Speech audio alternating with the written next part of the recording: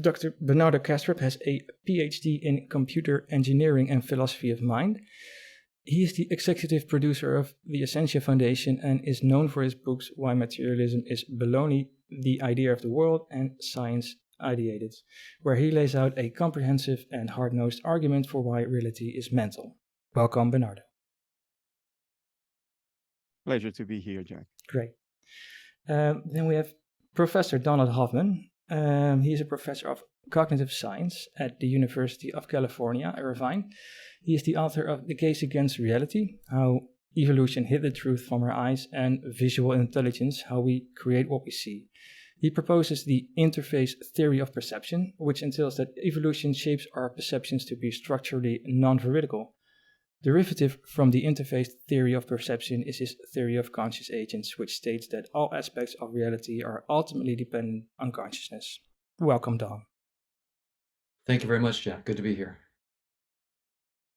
Usually, you guys been here before, so Bernardo has been here three times already, so this is his fourth. Don has been here 2 times, but usually I just jump right into the questions. And, well, there's something I would like to say to both of you. Donald, I want to personally thank you for, helping me unshackle, let's say, from the physical realist ontology. I've seen your TED Talk, that was years ago, I think, and it left a really, really great impression on me. And I think you were the first who made me doubt, let's say. It wasn't that I was subscribed to physical realism daily or something, but you were the first that made me doubt, but in a fun way. You were so clear and precise in your language, so simple, really. And I love the story about the Beatles. And so there's only a handful of thinkers in my life who fundamentally changed the way how I think, and you were one of these guys who were instrumental in unshackling me from these presuppositions. Let's say some of them I don't even know I had. So thank you, Don, for doing what you're doing, and yeah. Thank you, Jack. It's my pleasure. I'm glad that the ideas you found them helpful and clear. That's been my goal. Well, you certainly achieved that. And Bernardo, I never heard of you before. You did the interview on Theories of Everything with Kurt Jaimongel, and it was a really, really good interview. I don't know why I clicked it. I can't remember, and I was listening to you. I didn't know this guy, Bernardo, and he was just sitting there really, as a matter of fact, really. He was just explaining consciousness in a really simple, precise way. And I don't think it hit me until he started about dissociation. And from that point on, I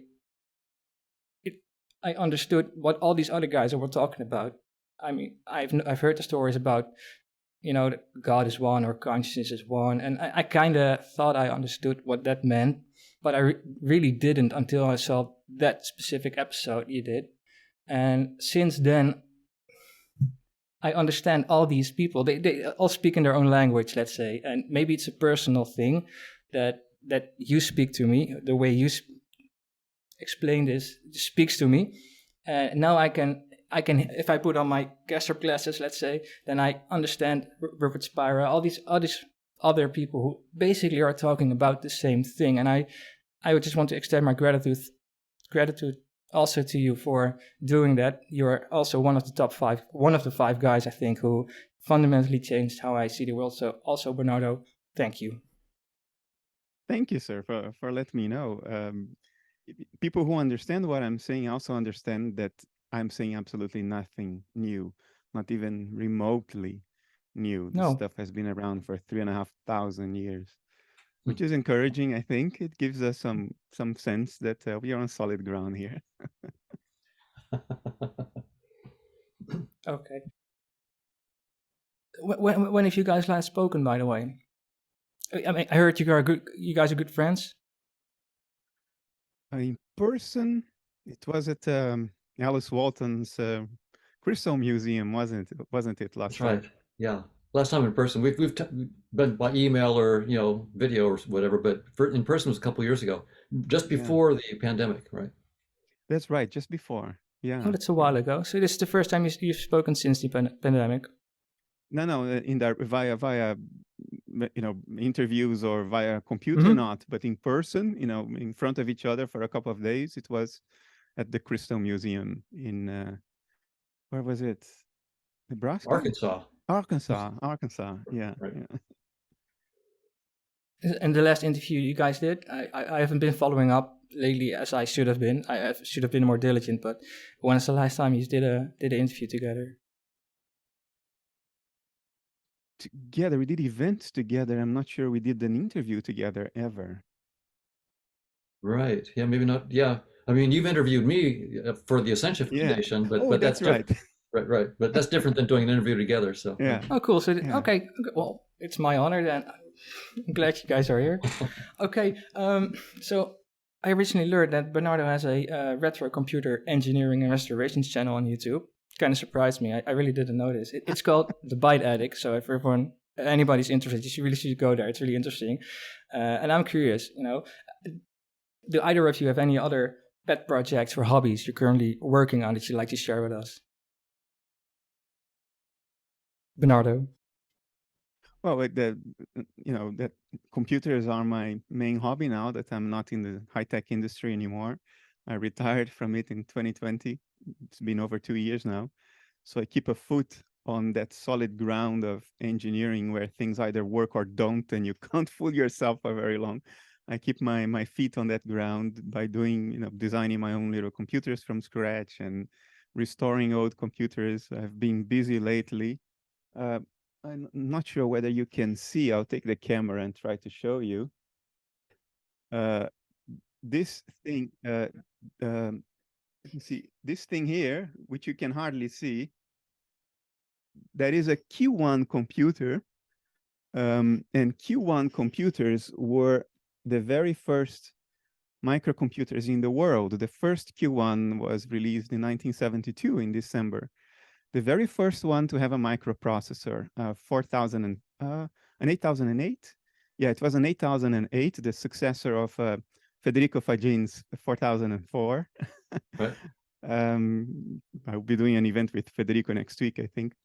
And I'm now trying to reverse engineer and restore that unit, which is a little later than the original, but it's hardly documented. So there is a joint effort across 3 different museums: the Dutch Home Computer Museum, for which I volunteer here in the Netherlands, and then there is a computer museum in Sweden and another one in Germany. And then we pulled our resources together to reverse engineer this thing and create a modern version of it. I think that's so cool.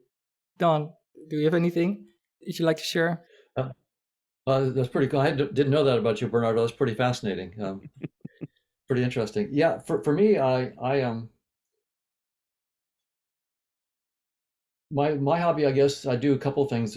With my wife, we tend to go out and do photography, just amateur. She's much better than me, and she's a graphic designer, so I get tips from her about how I'm getting my framing wrong and my designs wrong. But it's a lot of fun.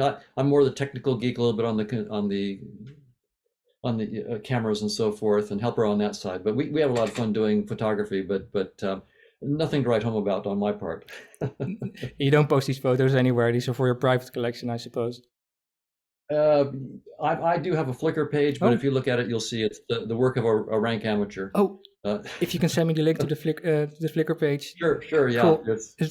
You'll see it's just fun stuff. It's not professional quality. Doesn't matter. But I'm not asking for anything professional per se. Just I was curious because I found this YouTube channel from Bernardo. I think he tweeted about it, and I was like, yo, this is Bernardo, and you hear his voice, and you see him working on these computers, and he's so invested in it. I love to see the person behind the theory too. It helps me to connect to the theory more. That's just a personal thing I have. So it's very grounding to do something that either works or doesn't. So you're not lost in a sea of speculation without closure. Computers give you closure. If you think you had a brilliant idea, design it, build it, and see if it works. And if it doesn't, you have only yourself to blame. There's clarity there, if you know what I mean. That's why I do this. It grounds me. I need that grounding on something solid that gives you, immediate feedback if you're full of shit or not. I like how you say this. So And I agree. Luke 7 asks, is there any future developments for either analytic idealism or conscious realism in the works? So, because my question was, what's on the horizon for both of you? Are there any recent hypotheses or new insights? Don, can you start? Okay, sure. Yes, we're about to submit a paper probably tomorrow, which has a brand new result. Like, in fact, a couple new results. The idea is we're trying to start with a mathematical model of consciousness that's completely rigorous, and we're trying to show how space-time arises as a projection of the dynamics of consciousness. And as Bernardo says, we don't want to mess around with ambiguities and nonsense. We want to get something that, for example, will predict precise scattering amplitudes at the Large Hadron Collider. Starting with consciousness, how do you predict, say, 2 gluon to 4 gluon scattering and get the math exactly right from your theory of conscious agents? So that's what we're up to. And the an interesting new step that we've taken just in the last few months that's going into this paper is this. The physicists, like Nima Arkani Hamed and others who are working with him, have found structures beyond spacetime. So, they say spacetime is doomed, but they don't just then throw up their hands and walk away. They are eagerly looking beyond spacetime and finding new structures like the amplituhedron. But what's striking is that the deepest structure behind the amplituhedron is something called decorated permutations. And decorated permutations are just permutations with a little extra twist. And if people are interested, I'll go into that twist. But for right now, I'll just say they're decorations with a slight addition, and we can talk about the addition if you're interested. But that's a surprise, right? The physicists are surprised that when you go beyond space-time, you find this geometric structure just sitting there, the amplituhedron. It's like the monolith in 2001: A Space Odyssey, right? Where all the apes are beating on it. They know it's important, but they're clueless as to what the monolith means. And that's where we are. We've taken our first steps outside of space-time. We see this monolith, the amplituhedron, who ordered that? Why? What's it about? And then behind it are permutations. Give me a break. What in the world? What's being permuted? Why? So you can see where physics is right now. They're getting these interesting results, but what does it mean? So we decided, look, the physicists have given us the interface that we need to connect with. They've said that what's beyond space-time, the deepest thing they found are these decorated permutations. So I said, look, well, we got this Markovian dynamics of conscious agents. So surely if we can just project that Markovian dynamics down to decorated permutations, we can now connect with all the good work the physicists have done. They'll take me all the way into space-time and scattering amplitudes. So I said, well, surely then someone in the math community has done that. I mean, Markov chains are well known, decorated permutations are well known, so someone's put the two together. Markov chains getting mapped to decorated permutations. So I looked and couldn't find anything. I was stunned, and so we did it. We Chetan, Prakash, and I have contributed what looks like new math, where we have a canonical mapping from Markov chains to decorated permutations. Also, by the way, from arbitrary graphs to decorated permutations. It sort of generalizes our Markov chain map. So here we have this dynamics of conscious agents. We now have a projection of it down to the Markov chains down to decorated permutations. So we now have a map all the way from conscious agents through decorated permutations, through the amplituhedron into space-time. And so that's what this paper is about. And so it's like we have now a pontoon bridge from consciousness all the way into space-time. Can I ask what is a pontoon bridge? Sure. I've never heard of that term. Oh, a pontoon bridge is like when you're trying to cross a river and you make this simple bridge that gets you across, and then you try to build heavy equipment, bring heavy equipment across, and build maybe a better bridge. Right. Okay, thank you. So the pontoon bridge it gets you there, but you know that there's a lot of work to do ahead, and so we have this pontoon bridge that between consciousness projecting down into space-time, and now we want to see what properties of dynamics of conscious agents corresponds to momentum and energy and spin and helicity and so forth. So we're also mass and massive, massive and massless particles. So the fun thing is, as Bernardo was saying, the math or computers and math, you can't wave your hands. You either get it right or you don't. And, and the computer, if it doesn't work, you just get an error or the thing crashes or whatever. And so that's the nice thing about it. Now that we have this pontoon bridge, I can start to play with, okay, maybe this feature of conscious dynamics would project to mass or masslessness. So I can then do the projection and see, well, does it work or not? And so I get a slap in the face or I get a thumbs up when I do the projection. So this is really quite fun. So that's what we're working on right now. And we've been, we plan to submit it for publication to the journal Entropy within a couple days.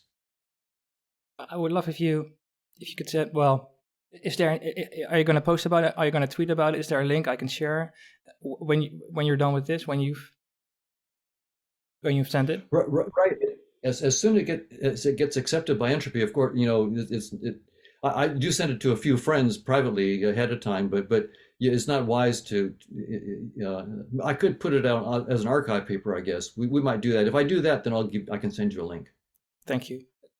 If Entropy accepts it, I think they allow you to publish the pre-peer review version. I'm not sure. I don't remember anymore. It's MDPI, right? So that's right, and we're going to do it so it is publicly available for free. So the paper will be not behind a paywall. Oh, that's right. It's MDPI, so it's yes, it's for free. It's open access. Yes. Yeah. So it's open access, right? And Bernardo? So we're having fun. Yeah. Well, it sure sounds like you're having fun. You're really excited about this, and I can imagine why. It must have been hard work, by the way. It's been.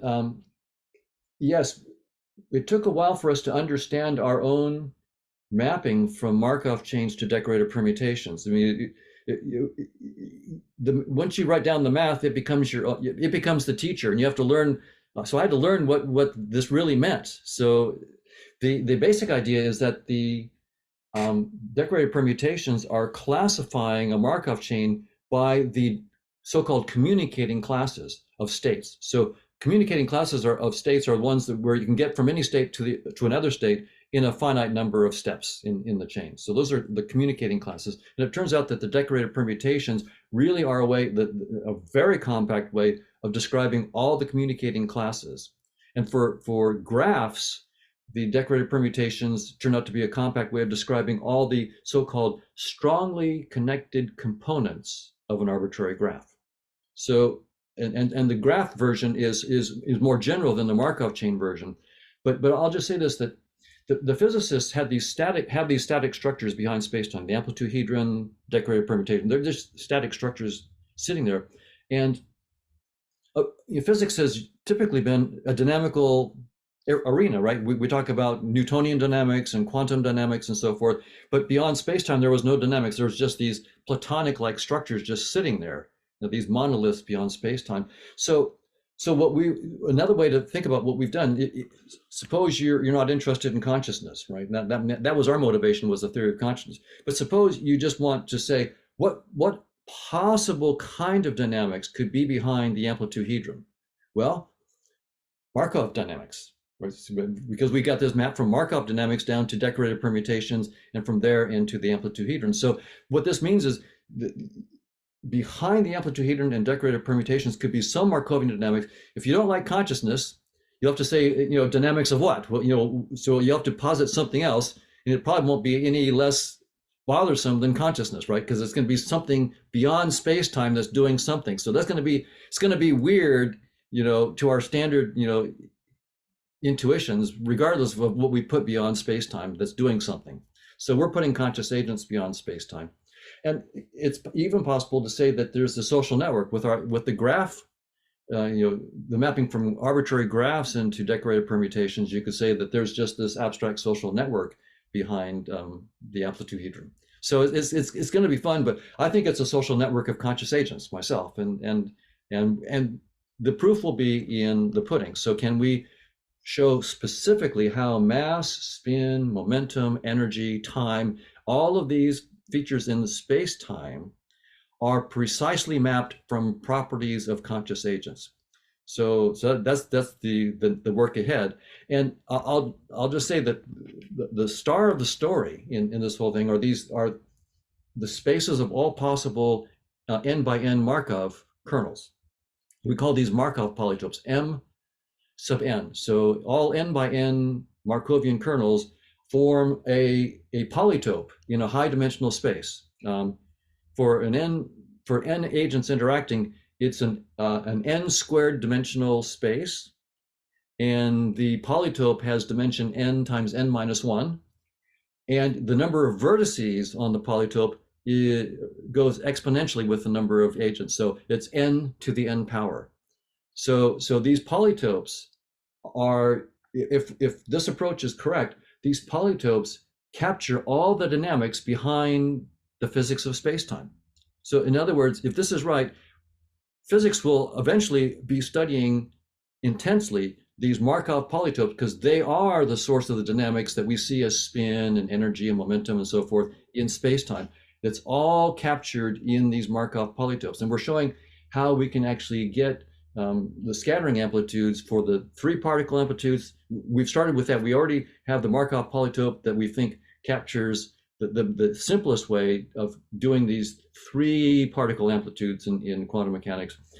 But now we're going to go to 4 particle amplitudes and so forth. So we're having a lot of fun because it's the idea that consciousness is fundamental has been around for thousands of years. But to turn it into math and actually predict scattering amplitudes in the Large Hadron Collider, that's different.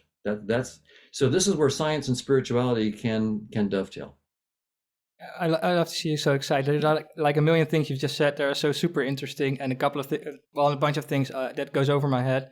But I really like to ask Bernardo the same thing. If there's any further development going on, is there like analytic idealism 2 or something? Is there anything you're working on that, or are you done with it? It's just finished. No, it changed today. I thought for the past several months, I thought, the path ahead is one that drifts more towards continental style philosophy and not such, purely analytical way of approaching things like I have been doing for almost 15 years now. And I thought of Don earlier today. I'll tell you why. So I was in this event called Physics in First Person Perspective, and it started with a presentation by Eric Cavalcanti, in which he was talking about experimental metaphysics. And he meant it quite literally. And it made sense, and what he was saying. And that already started, fireworks started in my mind already. And then there were several other very interesting presentations. And then on the way back from the conference, I was in the car with Marcus Miller from the Austrian Academy of Science, and we were having a discussion, and I was making my case that, physical states we now know are most likely, almost certainly relational, but the thing that is measured ought to be absolute, otherwise it's turtles all the way down, it's relations all the way down, which is infinite regress. So we were in the middle of that discussion and debate, the properties of these absolute states, and if they are non-physical, what does it mean to say that they are non-physical? And we were in the grip of that discussion so much so that it took twice the amount of time that it should normally take for the ride, because I kept on missing the way and taking the wrong turns because I was so absorbed in the discussion. I think Marcus was a little bit worried that I might make some more serious mistake.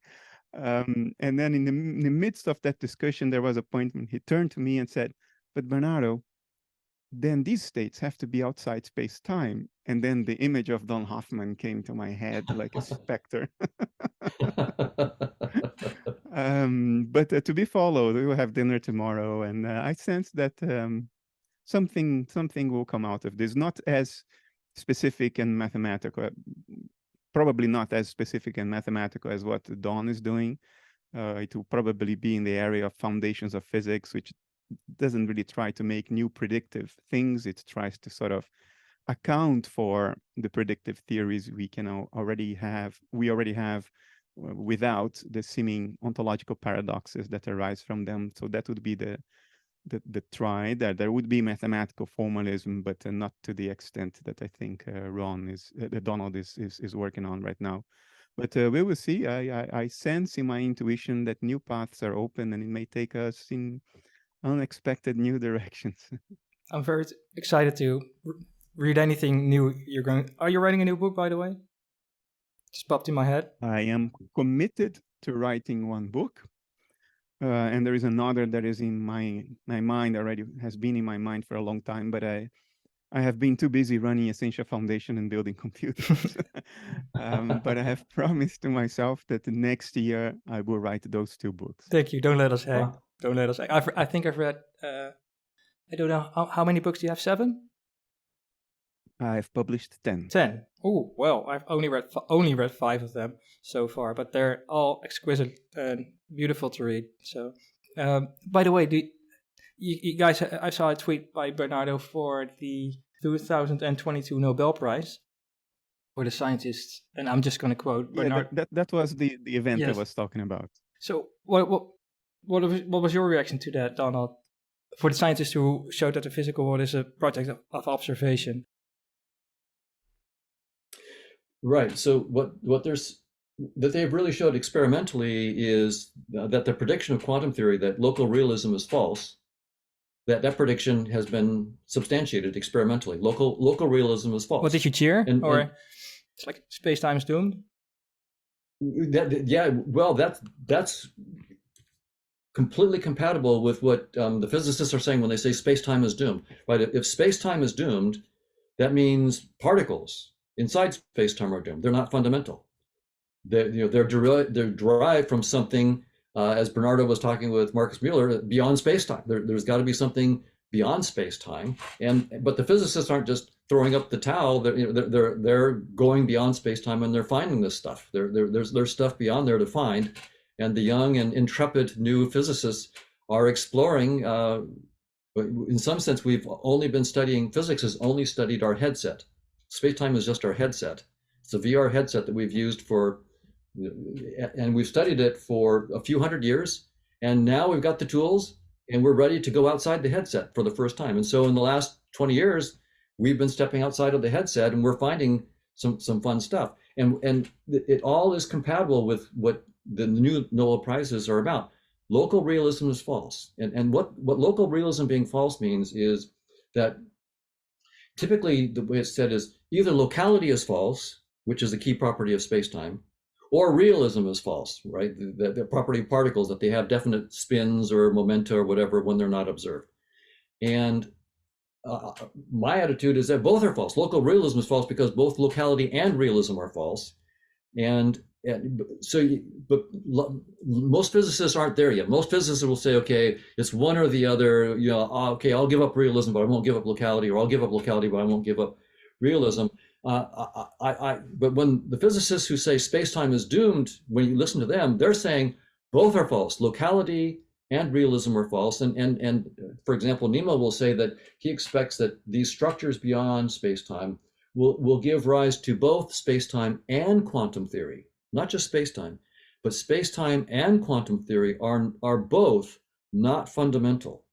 And both will arise, as Nima says, joined at the hip from a much deeper theory. So to be specific, the new structures beyond space-time, there are no Hilbert spaces there. This is deeper than quantum theory. So these decorated permutations, these are not about Hilbert spaces, but you can project down and get quantum theory as a special case of these much deeper structures. And in particular, what they find is it's the face structure, for example, of the apple-tetrahedron. How you go from facets to edges and the smaller dimensional faces. That whole structure gives rise to, it encodes the properties locality of space-time and unitarity of quantum theory. So local realism is false. Space-time and quantum theory, both are secondary theories. They're not fundamental. And what they're finding, what physicists are finding beyond space-time is much deeper, and it doesn't care about space-time. It doesn't care about Hilbert spaces. It doesn't care at all about quantum theory, the stuff beyond. It's in a completely different realm. But when you project this deeper realm into space-time, then it looks like space-time and quantum theory. And I'll just say one last thing on this. The amplitude-hedron can have trillions and trillions of dimensions or more. These are dimensions beyond space-time. This is a geometric object beyond space-time. Its structure, phase structure, encodes locality and unitarity. When we project it down into space-time, we're projecting into a trivial structure. It has 4 dimensions, maybe 11 in some string. It's a trivial structure. And it's a shallow structure because it poops out at 10 to the minus 33 centimeters at the Planck scale. It just gives up. So space-time is not the fundamental reality. It's a trivial headset. I feel like we got shortchanged. I mean, there are much more interesting headsets we could have gotten. And 10 to the minus 33 centimeters that's sad. If it was 10 to the minus 33 trillion centimeters, I might be impressed, but 10 to the minus 33, yeah, we got shortchanged. So space-time and quantum theory are just a headset. We've spent the last few centuries studying that headset, and now it's time to move on. And the new Nobel Prizes are really saying, yeah, local realism is false, and it's time for us to get out of the headset and see what's beyond local realism, what's beyond space-time. A case can be made, Don, theoretical and empirical, that realism has been refuted in isolation, using Tony Leggett's inequalities from his 2003 paper in Foundations of Physics. Because some of his inequalities, which have now been experimentally confirmed in 2007 and 2010, they isolate realism from locality, so you can test for realism. Yes. There is discussion about this because there are so many woo fantasies in physics these days regarding all kinds of miraculous hidden variables that nobody ever defined. And anyway, you know what I'm talking about. Right. But if you short of those fantasies, a strong case can be made that realism is out the window, which is the most important one to throw out of the window if you want to go beyond space-time. So I would agree, and I would also point out that when we ask what is an elementary particle, so like bosons, leptons, and quarks are the elementary particles of the current standard model. But what are they? Those particles, according to a physicist, are, and this is their technical term, they're irreducible representations of the Poincare group of space-time symmetries. This is the group of space-time symmetries. So what are particles? They are the symmetries or representations of the symmetries of space-time. So if space-time is doomed, then the particles go with them. For example, it doesn't make sense to say, well, maybe space-time is not fundamental, but entanglement of particles will do it for us. It'll give us space-time. But what are those particles? They're representations of the symmetries of space-time. So I agree with you, Bernardo. Realism has been, sort of shot down independently, and also non-contextual realism has been shot down, right? So no contextuality is out the window for a long time. Right, exactly. I mean, short of these fantasies that people keep on coming up with, contextuality is gone since Salon Aspect in 1981. But okay, okay, at least since 2015, when this group at Delft closed all the loopholes, contextuality is history. Sorry, yes. Non-contextuality is history. The physical world is contextual. It is relational. Right, and we should just say what non-contextual means here. It means that if physics had a non-contextual reality, it would mean that the results we got were independent of the way that you tried to measure it. And it turns out that the results are not independent of the way you try to measure it. That's the non-contextual part, yeah. Okay, you guys know about each other's series. I'm just wondering, I would like to ask Bernardo if he could, in his own words, describe how he understands Don's theory of conscious agents, just as far as you understand it. Could be 1 sentence, 2 sentences. If you do want to do a 15-minute monologue, that's also fine. Just see where you're at. And Donald, the same thing. If you would like to explain in your own words what you understand of Bernardo's analytic idealism. But Bernardo, I would like you to start. In Donald's understanding, with which I agree, the fundamental building blocks of nature are, well, conscious entities. mental entities of some form, and that the dynamics of nature emerges out of the interaction between these conscious agents. It is the dynamics of those interactions that lead to the richness of the empirical world around us and to ourselves. Don? That's good. That's right. Absolutely. And you know, my understanding of Bernardo's is that he's giving a wonderful defense of ideas that have been in philosophy for many, as he's pointed out, for a long time, and also in spiritual traditions. But he's trying to give a very, very clear defense of ideas that have been championed by various kinds of idealists in philosophy, but making them more precise and bringing the language up to date, and also bringing in new scientific evidence that supports the older philosophical arguments for it. So we're both on the same page, and I love to learn. I'm not a philosopher, so it's great to learn from Bernardo about the philosophical sides of things. Absolutely. Well, and I like how you say that Bernardo uses or has modernized the language, because I think that's exactly what he has done. Try to reframe it in a more modern context. So, to either of you, I don't know which of you is going to respond, but it was also in an interview on Theories Over Everything with Kurt Mongol. It was an interview with Bernardo Kastrup, and I have to quote him, because Bernardo said, Don and I dovetail with each other almost all the way till the end. Only at the very end, there's one tiny little thing where we diverge, but it's not a fundamental divergence. So I'm going to ask this question to Bernardo, but can you elaborate on this divergence? Sure. I mean, Don and I had this discussion extensively at the, what's it called? Crystal Waters Museum? I forgot the name. Crystal Bridges, I think. Crystal Bridges Museum. Yeah. And we had this discussion extensively there. And I think towards the end, we sort of realized that you're not nearly as divergent as we thought we would be. But the point was the following. If we model things in terms of the interactions across conscious agents, you need at least two for there to be an interaction. And how do you then reduce those two to something more primary? Because otherwise you are left with two separate but fundamental entities in nature, which philosophically speaking, if that's how nature is, then that's how it is. But there is always that tendency to say, well, wouldn't it be such a coincidence that two fundamentally separate conscious agents just popped? You always have that tendency to try to dig deeper until you find some kind of unitary approach to things, such that your reduction base has only one thing. So you grant one free miracle to nature, but you explain everything else in terms of that. And that's where I thought there was a minor divergency. And we discussed, my input to Donald was that if we use the metaphor of fields, then we can model dynamism, we can model dynamics without requiring interaction through self-excited fields, which is what physics has been doing since Feynman.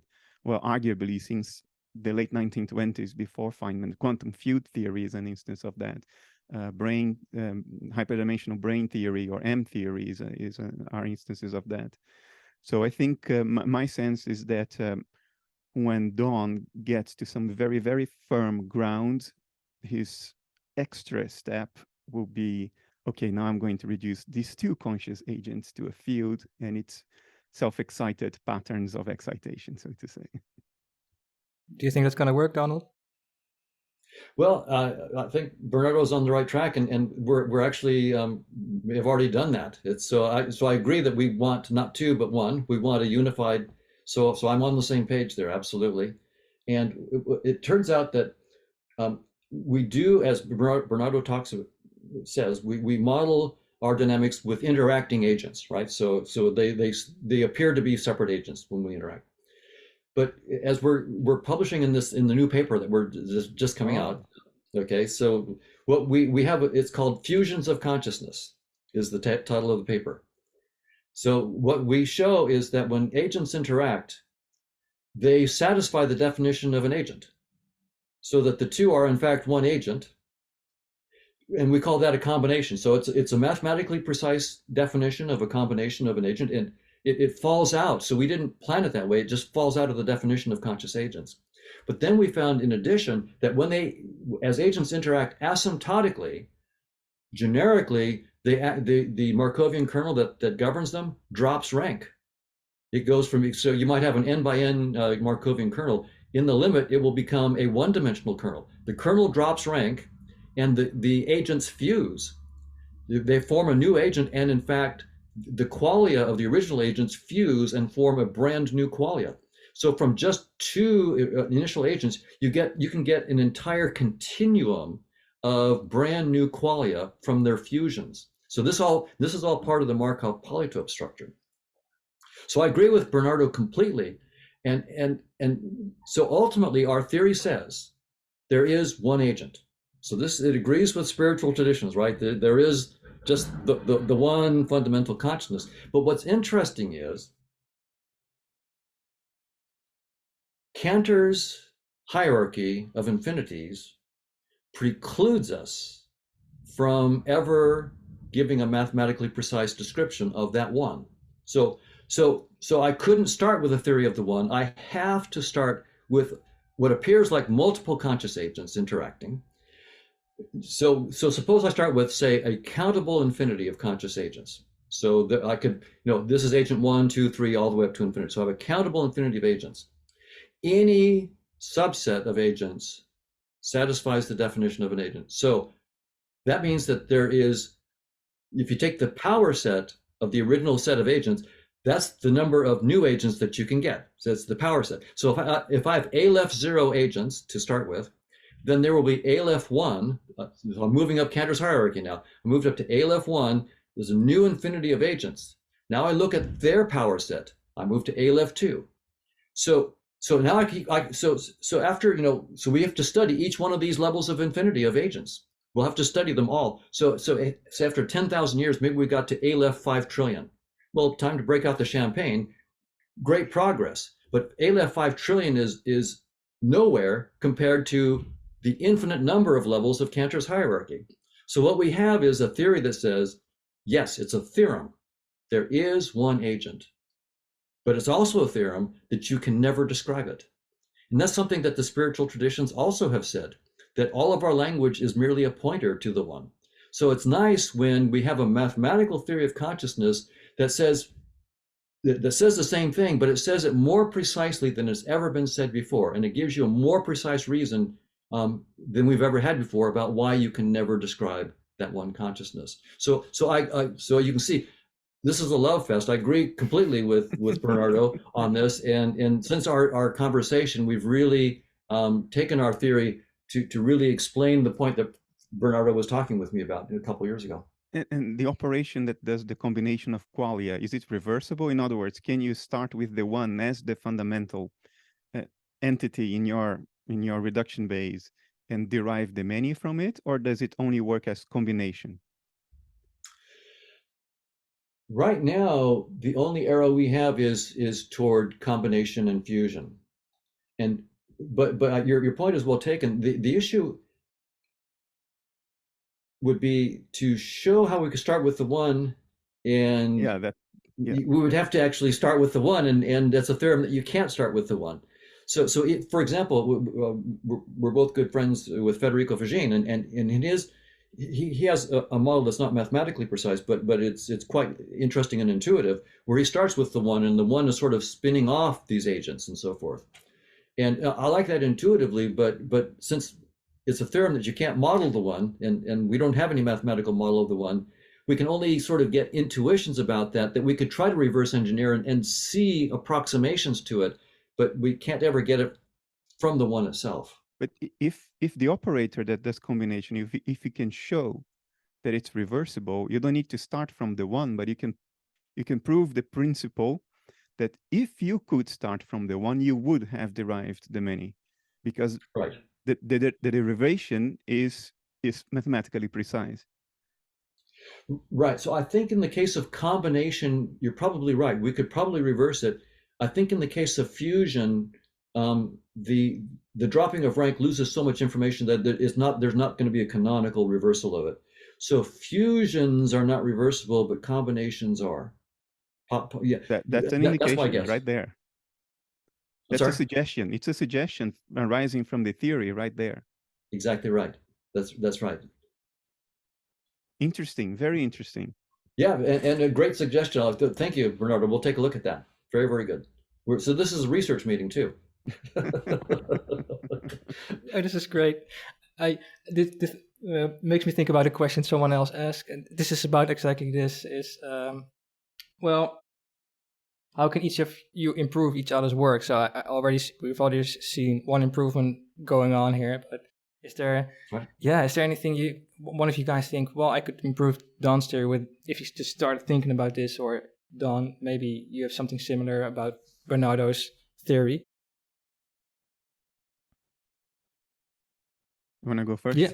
Okay. Well, I don't know that I'm in a position. I'm not a philosopher, so I'm not really in a position to improve. I mean, I have to get a PhD in philosophy to have any hope of trying to improve Bernardo's philosophical stuff, and so that's beyond my pay grade in this area. But my feeling is that Bernardo has a lot to offer me. I think that I mean Bernardo remembers when we were at Crystal Bridges that I was begging him to actually jump in with us on the mathematical and technical stuff, because he's got the technical chops to actually do this mathematics, whereas I don't have the philosophical chops to help him on his philosophy. So at some point I would love to have Bernardo help us by like he just did with me, right, where he gives me this nice clean technical suggestion, and so absolutely. But you can only be in one place at one time. Bernardo's already got plenty on his plate. So maybe if I have a specific concrete problem that I think will be enticing, maybe I can get Bernardo to. maybe I have one. Can you mathematically model dissociation? That would be a big one. I'd be interested in your thoughts on that. It's very difficult. We know dissociation exists because it's an empirical fact of reality, proven by neuroimaging and by clinical evidence. But a closed, explicit, and internally consistent model of dissociation is not something we currently have. The best we have is a model based on inferential isolation. Like if you have, say, cyclic graphs, and you cut some of the edges in those graphs, and you produce then two different cycles that are inferentially isolated, that's one way to model it, but it's not really satisfactory, because what seems to be missing from that model is how do you account for a separation of the center of awareness? So it's not only that I have two separate internally associated complexes of mental activity, it's just that it's that the very me, the very I, the subjectivity of that who experiences those complexes seems to separate. And we do not currently have even a conceptually precise model of that, let alone a mathematically precise, although they can be the same thing. So what dissociation has going for it is just brute force, raw empirical evidence. We may not understand how it happens, but we know that it happens, and that's enough to run with it. It's better than any plausibility study, because the plausibility is not in question. It's an observation, but it would be certainly a lot helpful if we could have a conceptually complete, internally consistent, and explicit model of what might be happening there. And we do not have it. Right. And no, I agree. And what's intriguing is that with this new work we're doing on decorated permutations for Markov chains and graphs, what the decorated permutations are labeling are the different ways of dissociating. So you start with, if you start with one unified chain, for example, where all the states communicate, that's what in physics we call the vacuum. And when you then look at, when you do particle scattering, effectively, the way physicists think about it now is how these particles emerge out of the vacuum. Okay, so one way to think of it is two particles collide and four particles go spraying up. But another way to think of it is six particles emerge out of the vacuum. Okay, so what you have is this unified thing, one big communicating class, and so it'll have one decorated permutation. It's the decoration associated to the vacuum. But then you get the dissociation, what we see in space-time as particles, but in the conscious realm, it's a dissociation. It's literally a unified consciousness becomes disunified, and the new decorated permutation is literally classifying all the ways of doing dissociation. So and the same thing turns out to be true in graphs. So when we assign decorated permutations to arbitrary graphs, what we're doing is if it's one unified graph, so the whole thing is a strongly connected graph. You can get from any node or any vertex to any other vertex by some path. That's what a strongly connected graph is. Then a strongly connected graph will have one decorated permutation. But if you dissociate it, if you break it into two, then all of a sudden it gets a different decorated permutation, and the decorated permutations tell you exactly the division into the dissociation. So that's what they do. So what particle physics is doing in some sense is that particle scattering is the space-time associate or the space-time correlate of dissociation of consciousness. So that's the interesting thing. And it's not just a hand wave now. I'm saying, I think that's a mathematically precise statement, that we can mathematically model consciousness, its dissociations, assign precise decorated permutations to them, and use those through the amplitude-hedron to then give scattering amplitudes for particles. So this is not a hand wave. This is, I might be wrong, but it's not a hand wave. There's a math model from dissociation of consciousness all the way into dissociation of particles out of the vacuum. Fantastic. I saw that you sent me your paper. I haven't had a chance to read it yet. I was in this event all day today, but it's clear that I have to read it as soon as possible. And then I'd love to talk with you about it. Shaitan and you and Manish and Robert and I can talk about that. Sure, I would love to. Yeah, because there might be connections with your work, your philosophical work on dissociation that could, it might help both directions. It might help on the philosophy, and you might help us on the math. I'm not sure I can mean much to you in that department, but who knows? I'm certainly willing to try. Absolutely, we'd welcome it. Oh, this is great. I have someone from the audience who wants to ask a question. It's Blake Art. Okay, Blake? Hi, guys. Fascinating discussion, and thanks for the alert, Jack. I always like talking about this stuff. Just a quick preface from the angle I'm coming from. I don't have a degree in philosophy, but I consider myself a philosopher. I come from the Terence McKenna school, George Carlin's school of thought, humor, and divine comedy type of a way of looking at things.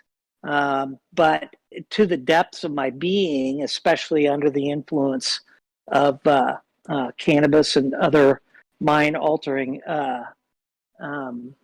substances used very sacredly and not for fun, I kind of come to the conclusion that this is all a designed mathematical construct that we exist in, and that's how consciousness is structured. And I point to the Mandelbrot set.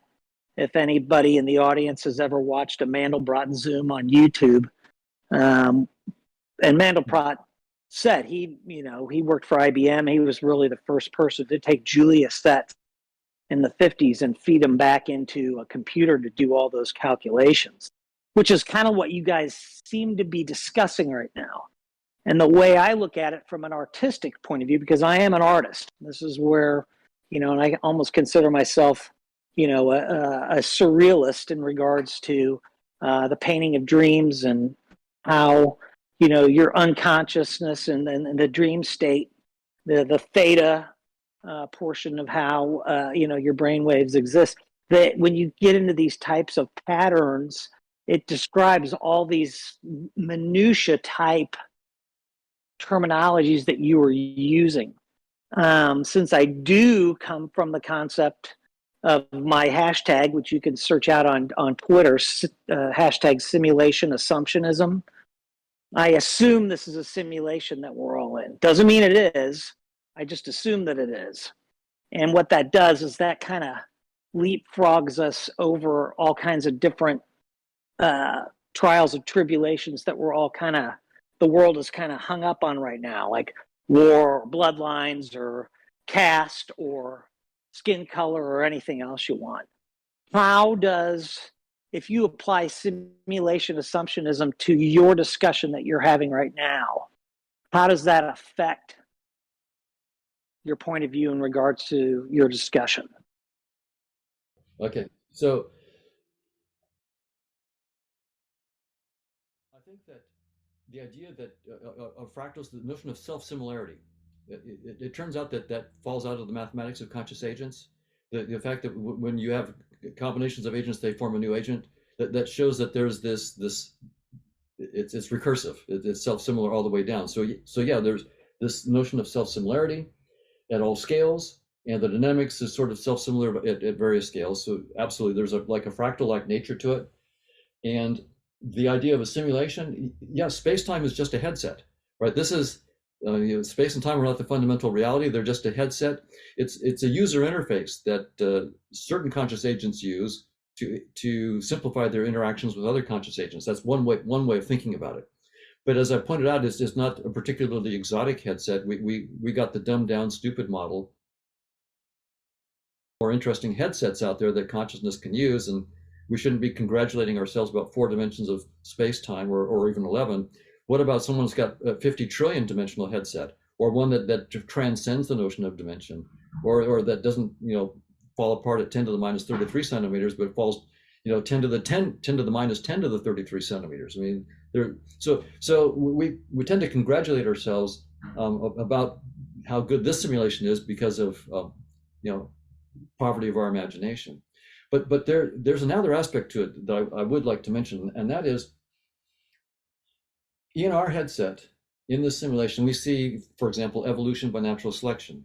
We see nature red in tooth and claw. We see organisms competing for limited resources, fighting against each other in competition, killing each other, and so forth.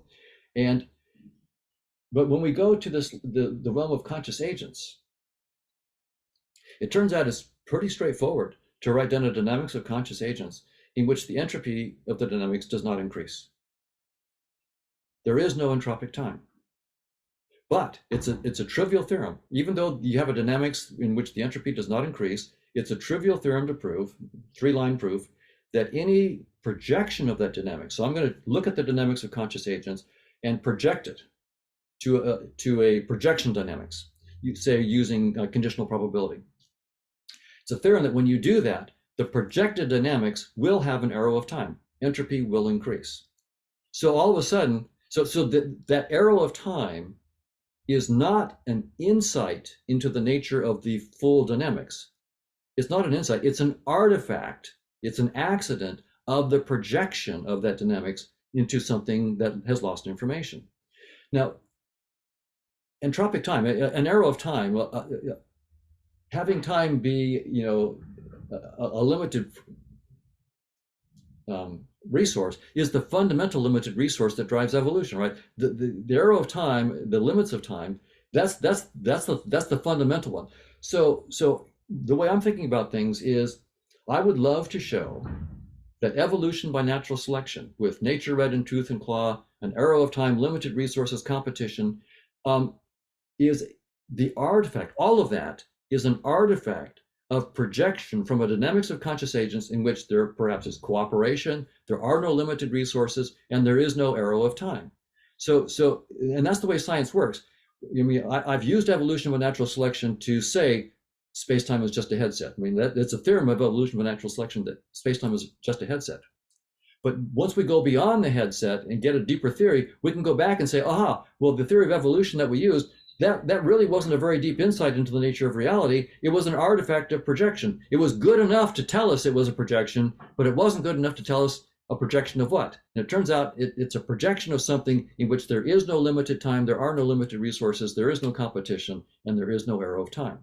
So you can see, once again, when we take these ideas about simulation and so forth and make them mathematically precise, all of a sudden we can get some incredible insights that go beyond just the standard simulation. And one last thing I'll say is that simulation theory is typically thought of in terms of like the way Nick Bostrom has put it out there. So in Nick Bostrom's idea of simulation theory, there is this, what we're in right now is really just a program that some programmer has written on their laptop, and we're just agents in their program, and this whole world is just their simulation. And as it turns out, that programmer is in fact just a simulation of a programmer at a deeper level, and you keep going down this nested hierarchy until you get to the bottom. But the bottom is a physicalist space-time bottom. So there's some physical programmer with a physical laptop or supercomputer and programming. So when Bernardo and I both, I mean, I won't speak for Bernardo, but I think we agree is that version of the simulation theory is utterly false, because the bottom cannot be physical. And the other problem it has is it then assumes that somehow a physical computer could create consciousness. And we have, I have many good friends and colleagues who are trying to show how that could be done. And they've failed utterly in the following specific sense. There's not one theory of consciousness today that starts with, say, space-time and matter and functions of space-time. So integrated information theory, global workspace theory, orchestrated collapse of microtubules. I'll name a few. The attention schema theory of Michael Graziani. There's all these theories that assume space-time is fundamental and that some property of space-time, like integrated information, so forth, will give rise to consciousness. Those theories, and again, these are my friends, they're brilliant, they're colleagues, so this is nothing personal, but none of their theories has yet been able to explain any one specific conscious experience, not one. What is the integrated information structure or pattern that must be the taste of chocolate? It could not be the taste of vanilla. Can you give me, and I've asked Giulio Tononi a couple times back, I asked him back in the 1990s, I asked him that, and I asked him just a couple years ago at a conference. Can you give me one specific one that it must be this experience, it could not be another experience? And I've asked Stuart Hameroff as well in public, about orchestrated collapse of microtubule quantum states and so forth. Can you give me one orchestrated collapse that must be the whatever, the taste of chocolate, and it couldn't be the smell of garlic? They can't give a single one. So, and there's if people are interested, we can talk about a recent paper by Tononi and others about space-time, how space might have an integrated information description of space. But and if you want, we can talk about that where they claim to have a case. But my statement is there's not a specific conscious experience that anybody's ever explained, starting with space-time and like computational models in space-time, and so that aspect of the simulation theory, the Nick Bostrom kind of simulation theory, fails because it assumes space-time is fundamental, which is false, and it assumes that you could boot up consciousness from computation or some kind of functions, and no one's been able to do it. And I think you can't. So yes, it's a simulation, but it's not simulation in the way that is standardly put by any means. And Bernardo, you are not a fan of simulation theory either? I think Don already summarized the main issue I have with it. I would go even beyond and say it's worse than being wrong. It's useless. It does nothing. But the Nick Bostrom simulation, not the headset. The headset is a metaphor for understanding what's going on. It's not saying that the universe is deceiving you deliberately. It's an illustrative metaphor. Now, if there's very little I can add to what Don already covered, there's one thing I want to say. The questioner suggested that fractals, or the beautiful dynamic of fractals, like the Mandelbrot set, seems to indicate design. I would like to submit to you that precisely the opposite case can be made. Fractals, they are an instance of what in mathematics is called a recursion. And that's when you take a rule and you apply that rule to a seed, to an initial state. And then the result of that you take and you apply the same rule to it again. And then what comes out of it, you apply the same rule again. And notice that this is a very simple thing to do. You take a rule and you keep on applying it. You take its output and you drive it back to the input and you apply the same rule again. That's what the Mandelbrot set is. And if you look at the Mandelbrot equation, it's incredibly simple. It's two terms to the square. If you look at other instances of recursion, like cellular automata, in which there are extremely simple rules, like the game of life, you can summarize that into two rules. If 2 or 3 neighbors are alive, the cell is alive, otherwise the cell is dead. But if you apply that recursively, you apply the result of applying the rule back to, you apply the rule back to its own result, you get incredible dynamics in the game of life. Weapons firing projectiles, living creatures. And what that shows is that the variety and complexity of nature, if it arises from recursive application of simple rules, simple laws of nature, embedded in the very fabric of reality, based on equations that you can write down in half a page, it could very well be enough to account for the richness, the variety, the complexity of nature and nature's behavior, simply on the basis of those rules. In other words, it makes it plausible that nature, instead of being the result of premeditated design, it is simply the result of the spontaneous application of simple rules to themselves. In other words, nature does what it does because it is what it is. It reacts spontaneously, and it can't react any differently because its reaction is based on what it is, what archetypal templates of behavior are embedded in it, which can be very simple and still enough for all the complexity we see around us. So I would invite people to consider it from precisely this other perspective, that fractals, fractal flames, cellular automata, all kinds of instances of the recursive application of simple rules may in fact suggest that there isn't a premeditated design, that the whole thing has unfolded spontaneously as a result of what it is, and that it couldn't do any differently. I have someone on stage, TGS Sailor, who wants to ask a question. You had some great questions, so yeah, surprise us. the main thing I want to say is that with all the ontologies concerning consciousness, it seems to me there's always one big thing that's missed. And that's the fact of the individual. We have materialism that says brains create consciousness. But that's not enough. You can't really say that. That doesn't tell you anything. The question is, why does my specific brain seem to create me, and your specific brain seem to create you? There were billions and billions of other brains around before this one showed up, and they don't seem to have anything to do with me. Only this one seems to create me. And so whatever ontology you're trying to push has to explain that.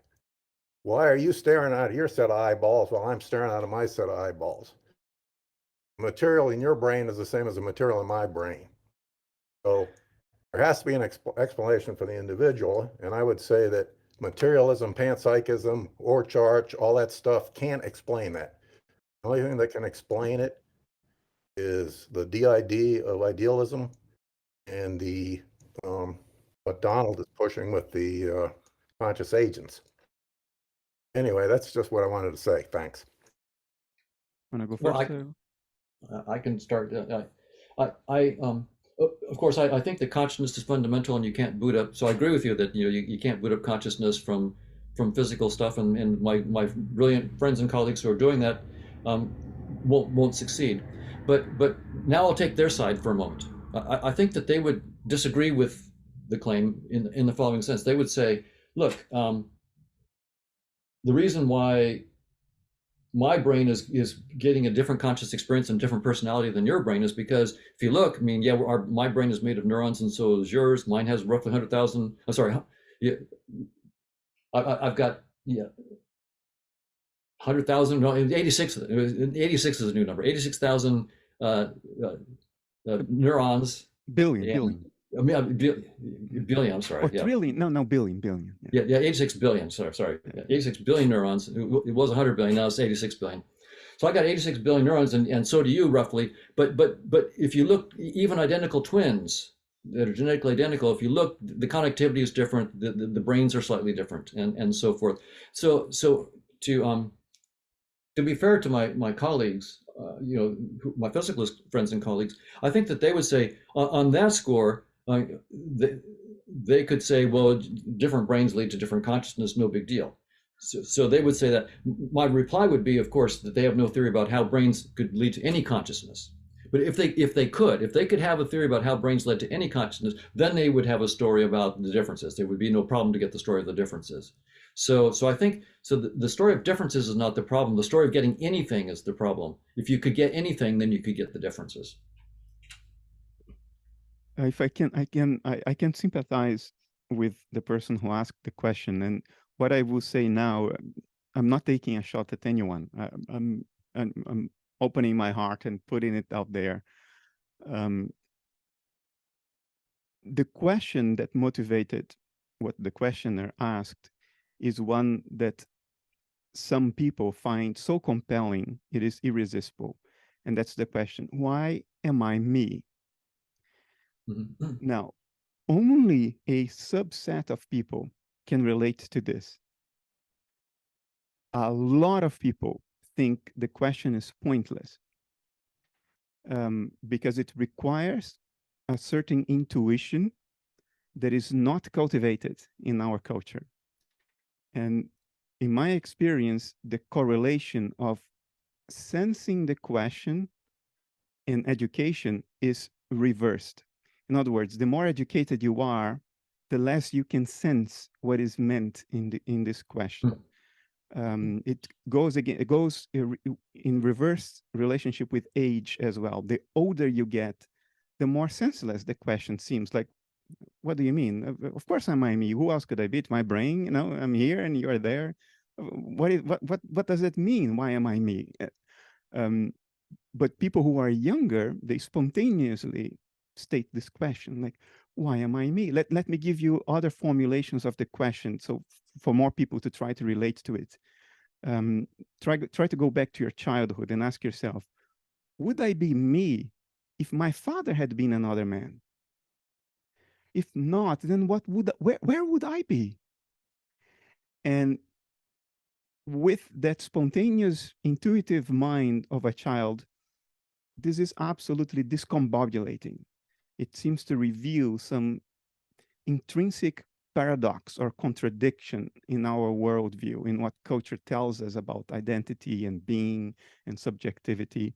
And I am unable to clarify this by articulating in explicit concepts why the question is a mystery.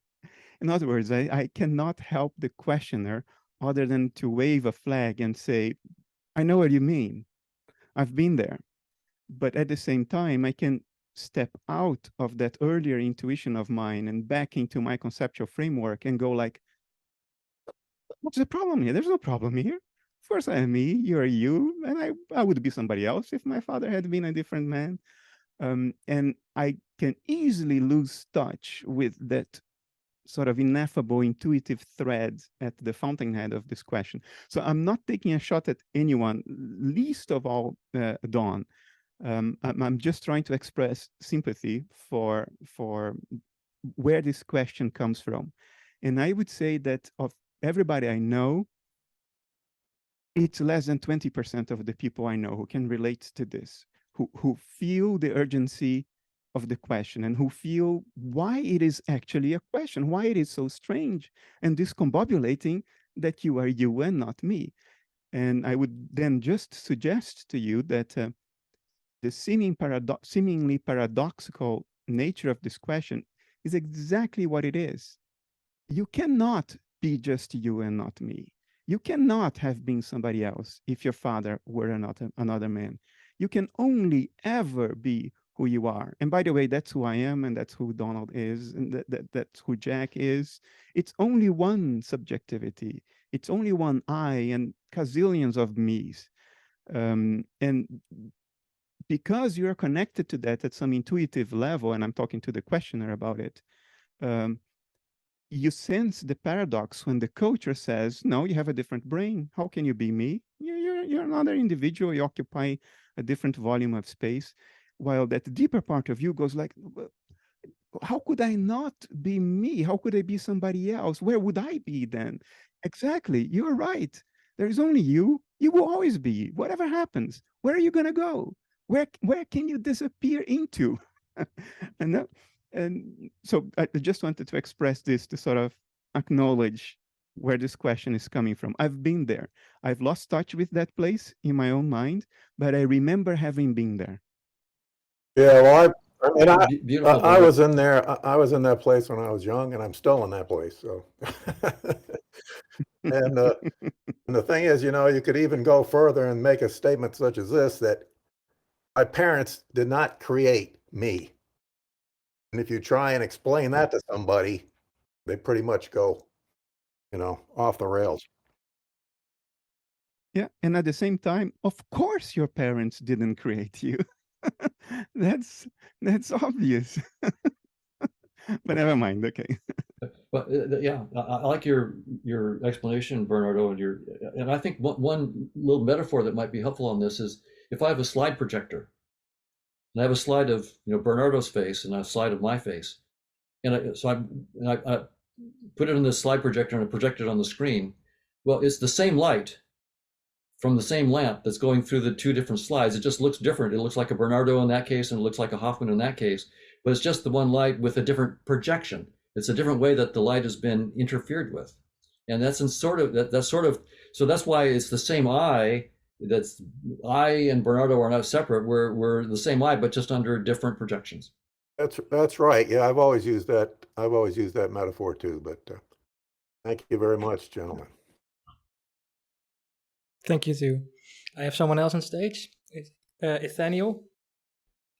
So piggybacking on the earlier part of the discussion, there seemed to be something of a conflict in both of your approaches, where Bernardo is coming from a top-down point of view and Donald has a bottom-up point of view.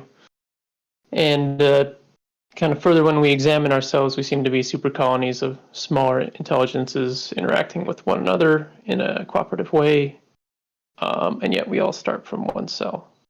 So, and when the cells are not cooperative, we call it disease or cancer. And so it seems that there's like a harmony principle that is necessary for a conscious agent to maintain itself. And so for Don, I wanted to ask, is this harmony principle reflected in the mathematics of conscious agents, or do you see an analog of health and disease?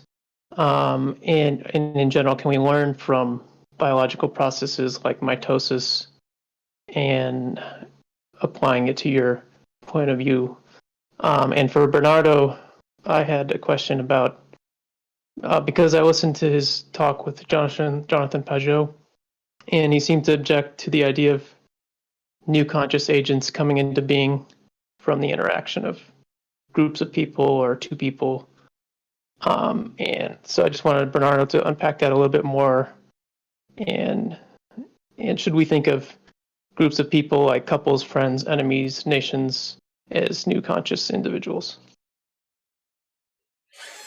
Right. So the question is about life, and maybe just put a nice, clean, simple question to me.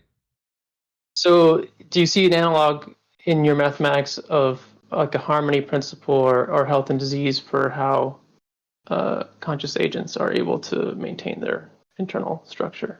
Or okay, right, and also I guess are Bernardo and I really fundamentally different? Bernardo's going for the big picture, the one, and I've been going bottom up, and you said top down, and I think, as we discussed before, I'm going bottom up because mathematics forces you can't do the one. So I agree with Bernardo. Philosophically, we can talk about the one, and I like to do that.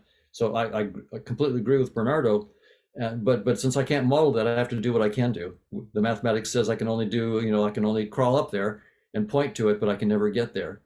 But we can talk about it abstractly. But of course, even when we do philosophy, our words are just pointers. They're not the thing. So, but in terms of life and harmony, I would point out that one consequence of the idea that consciousness is fundamental and space-time is just a headset is that the distinction we make between living and non-living things is not a principal distinction. That distinction is an artifact of the projection. It's an artifact of our headset. So we tend to say that our world has animate and inanimate objects, and I think that's just flat wrong. What really is going on is that our headset, because it's a headset, gives us more insight into certain conscious agents and less into others. So when I'm interacting with a person like Jack or Bernardo, what I'm seeing is just an icon. The body that I see is just an icon in my headset. That icon gives me some insight into consciousness. So if Bernardo smiles and looks, I can say, well, I can think, well, maybe he might be happy. If he looks bored, then maybe I should change the topic. In other words, I get some insight from my little icon of Bernardo, what his conscious state might be. From his cat that he's petting right now, I get less insight. I mean, I get some. I think the cat is very, very happy being petted right now, so I have some insight into its consciousness. With an ant, I'm getting even less insight. With an amoeba, even less. Bacteria, with a virus, even less. By the time I get down to like a rock, I'm having no insight at all.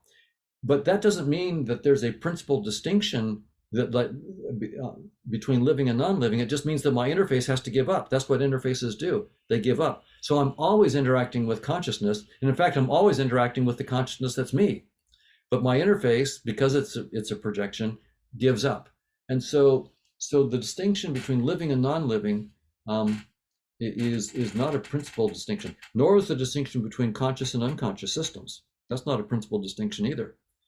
That's, again, for example, when a system like integrated information theory is used to detect consciousness, say, okay, this neural system is conscious and that one's not. No, that's the incorrect thinking about it.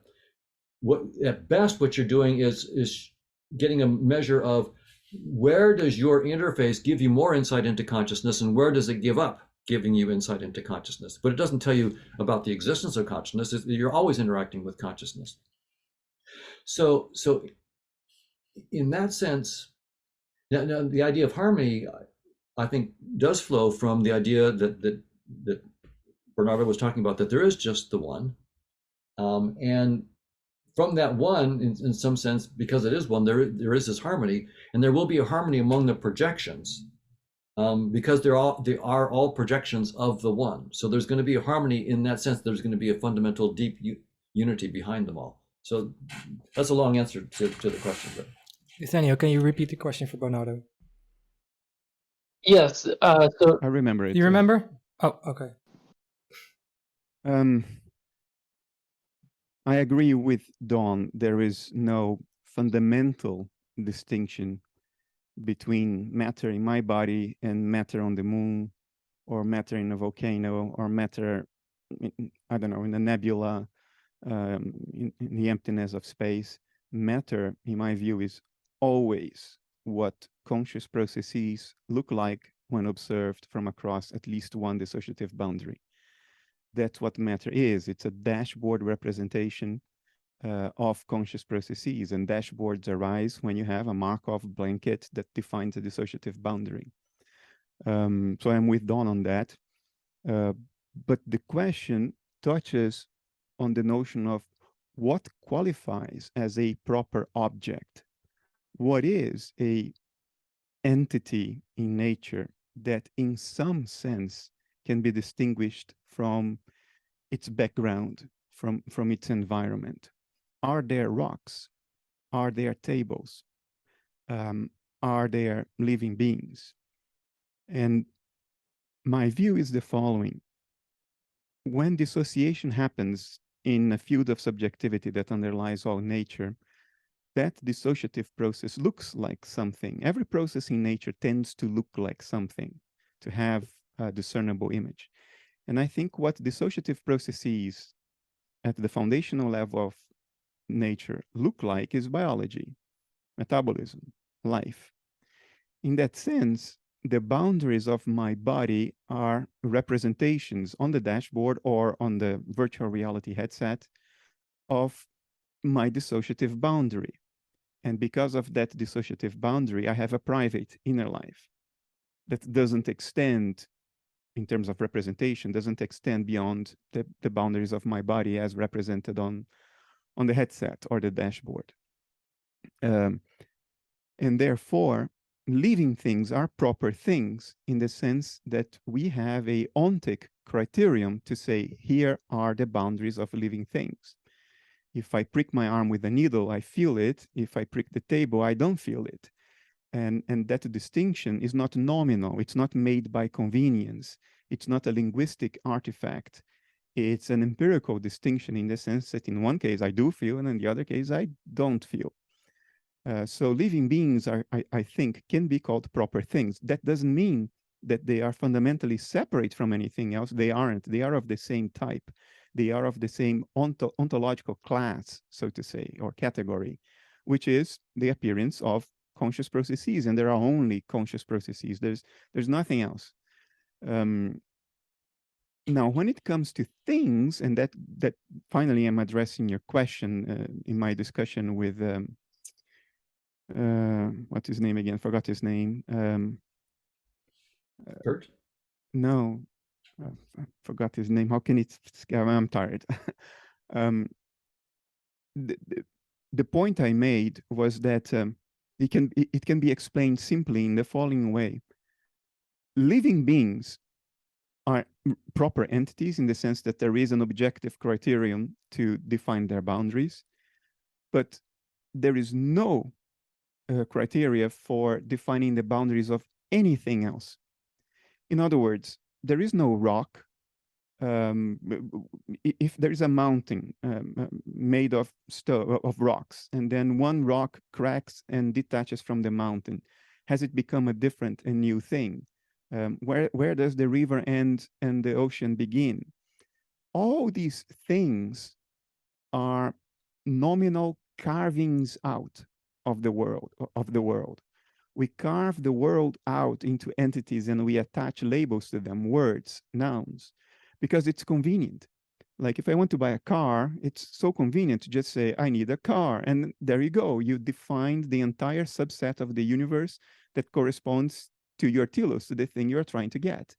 But there is ultimately no car, because if you say, you know, I define a car in terms of what is needed for the car to function, for the car to move.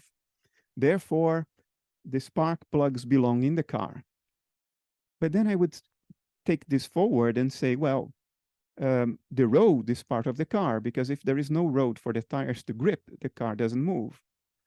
The air is part of the car, because if there is no air being ingested, there is no combustion and the car doesn't move.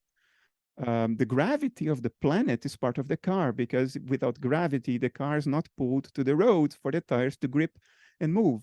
And you can go on and on and on. And there is a strong argument to be made that the entire universe, if the Big Bang theory is right, then the entire universe is an entangled whole. And there is a case to be made that there are no proper parts of that entangled whole, except perhaps for living beings, because there we have a non-nominal criterion for saying, okay, now here there is a boundary, because in one case I feel the needle, in the other case I don't feel the needle. So the discussion I was having, the argument I was making was that if we start talking about the combination of the conscious inner lives of subjects to form a sort of higher level meta subject with a combined unified mental inner life, then we have to start from proper parts and not from nominal arbitrary carvings out of the world. Otherwise, you know, if the table is conscious and I pull one of the four legs out, did the leg now acquire a conscious inner life of its own? And if I nail the leg back to the table, that did it combine? Is now the conscious inner life of the leg back to the table? And you will see that if you believe this, then there will be as many combinations of conscious inner lives as your language can come up with. In other words, the whole thing is just a language artifact of how we carve out and label the world for convenience. And that, I think, it doesn't make sense. I also don't think there is an angel of China. I don't think there is a meta-consciousness that is formed by the combination of the conscious inner lives of every Chinese citizen. I also think this is saying this is something you can construct in language, but it has no equivalent in the actual states of affairs of the world. There is no evidence that the Chinese people form a sort of a meta entity that has a conscious inner life of its own, constituted of the conscious inner life of every Chinese. And if there were, then what happens if I go to China? Do I merge with that? And then I said, no, only Chinese count. Well, but Chinese is Han Chinese, or what about the people in Hong Kong? You know, and you realize that you will get lost in all kinds of language abstractions that have nothing to do with reality. They are just language. That's all there is to it.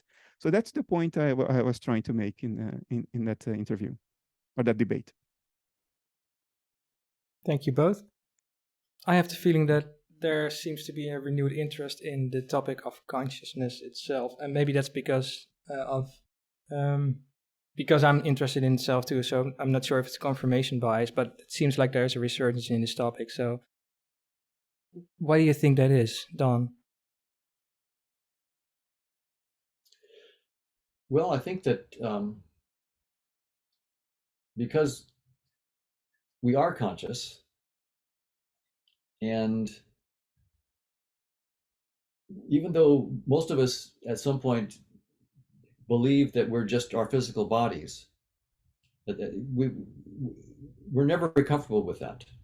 Partly because, well, then when my body dissolves, something precious is going to disappear, namely the I, that awareness, that conscious awareness. So my own take is along the lines of what Bernardo was saying earlier. In some sense, consciousness is projecting itself into various different headsets and exploring. And that's what it's doing. And when it does that, it goes in with both feet. It lets itself get completely lost in the headset. And then it has to slowly wake up. And I think there's something very, very deep there about consciousness that and I don't know the answer on this, but I'll just speculate. I mean, so Gödel's incompleteness theorem says there's an unbounded exploration of mathematics. There's no end to the exploration of mathematics. And if consciousness is all there is, if consciousness is fundamental, it's all there is, then mathematical structure is only and always can only be about the possible varieties of conscious structure, conscious experiences, for example. And so in that framework, Gödel is telling us that there's no end to the exploration of the varieties of consciousness. And so here we are.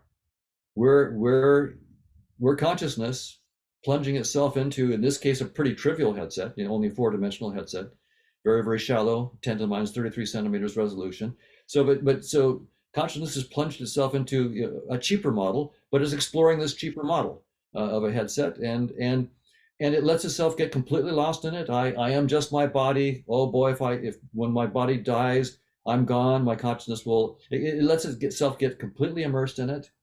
That way, it takes it very, very seriously.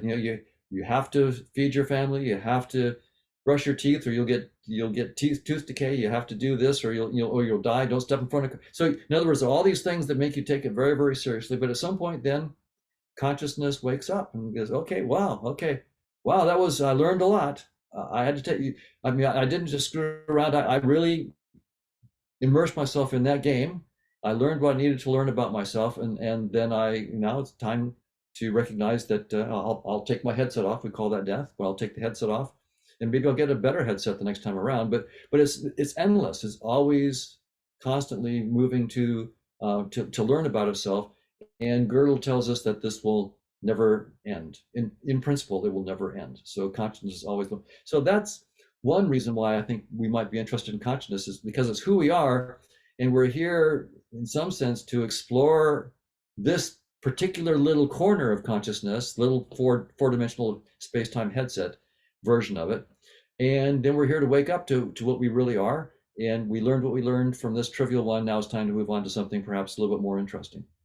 Yeah, I was wondering why it seems like I'm in a wave, like there seems to be a resurgence, like an increased interest in the topic, much more than I was younger. And I'm not sure, again, if that's because I'm in this wave and I cannot see outside of it. But Bernardo, do you feel that something like this is going on too? Yeah, I don't think it's only in your head. No, I think there is a cultural dynamics at play. I mean, if I am to put it in as simple terms as possible, there is only so far one can go ignoring reason and evidence. There comes a point where it's just staring you in the face so much that it's not sustainable anymore to pretend that these problems are out there. We went through some very dark times during behaviorism, which was the attempt to pretend that there is no consciousness, that there is only behavior, only things measurable from the outside, which is almost pathological. If you think of it from a psychologist's perspective, Skinner's black box is an expression of pathology almost, and it's unbelievable that that could happen. And it's not so long ago, it's the 1960s, it's 60 years ago. And we went through that phase for a number of reasons, I think.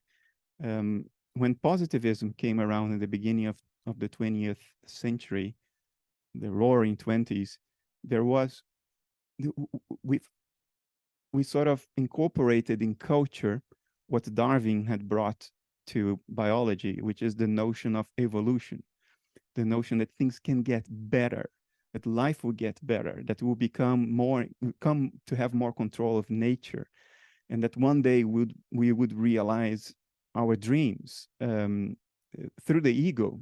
And I can imagine that was addictive, and you could get lost in that. And then behaviorism, and then finally, Thomas Nagel published that paper in 1964, What is it like to be a bat? Sort of trying to reintroduce consciousness into the debate. And that was ignored for 20 years after he published it, and only became real part of the dialogue when Dave Chalmers sort of reframed the problem. He reframed what up to that point was called the explanatory gap. He reframed it into the form of the hard problem of consciousness. And only then did these things really come back into the cultural dialogue, the academic dialogue.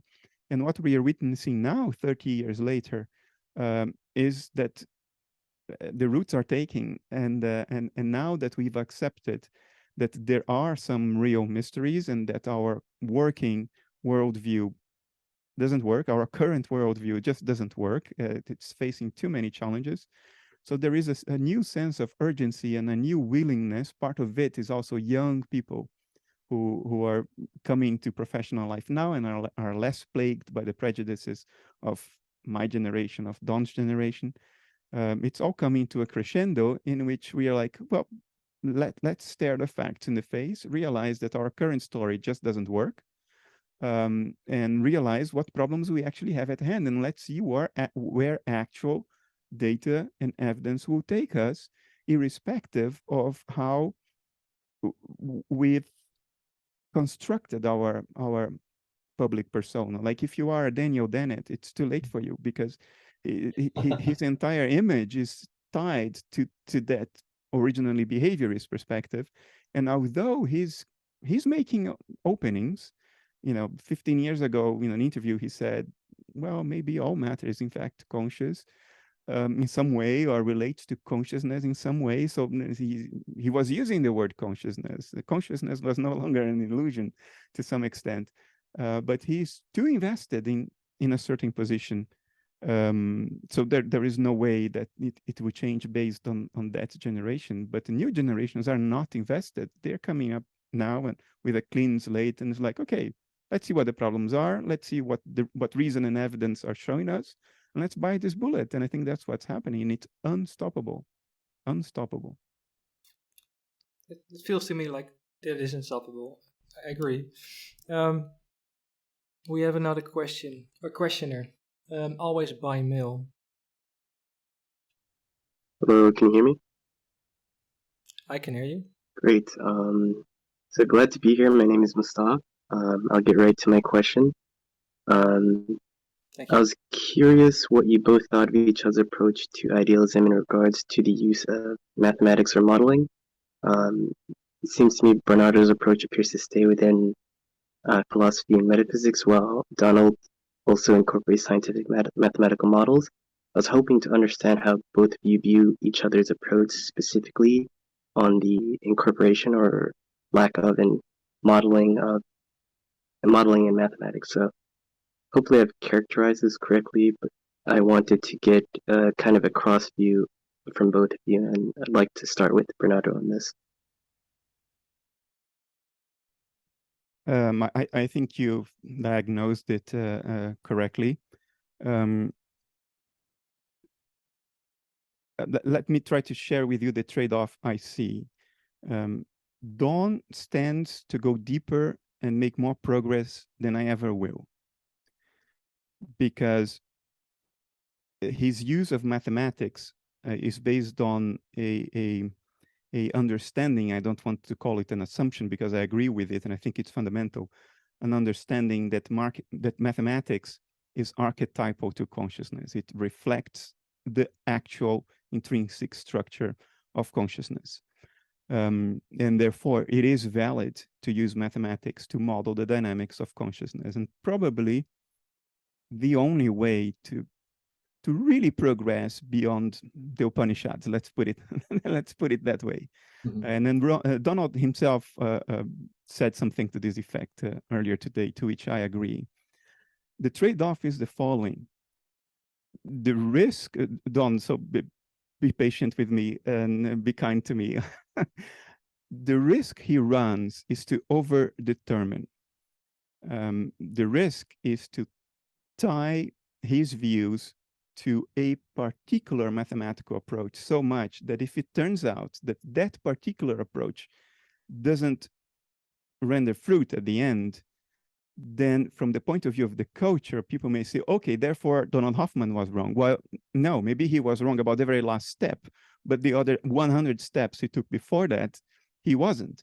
But that's the risk you run, that you may over-determine from the perspective of the culture what you are doing. In other words, you may tie yourself up to a particular development of your approach, that if that particular development turn out not to be correct, people may say, okay, then we throw away the entire approach and we throw away the whole baby with the bathwater.